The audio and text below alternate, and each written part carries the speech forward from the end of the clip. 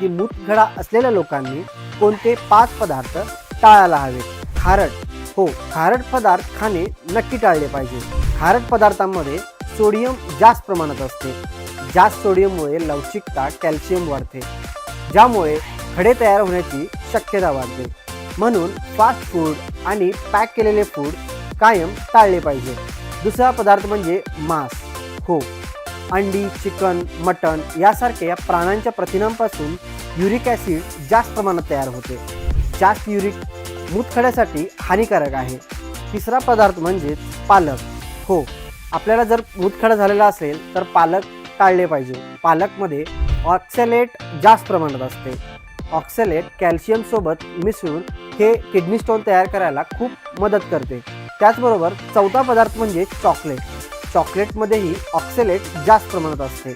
म्हणून मूतखडा असलेल्या लोकांनी चॉकलेट खाणे टाळले पाहिजे. पाचवा पदार्थ म्हणजे व्हिटॅमिन सी युक्त फळे. शरीर जास्त व्हिटॅमिन सीचे ऑक्सिडेटमध्ये रूपांतर करते.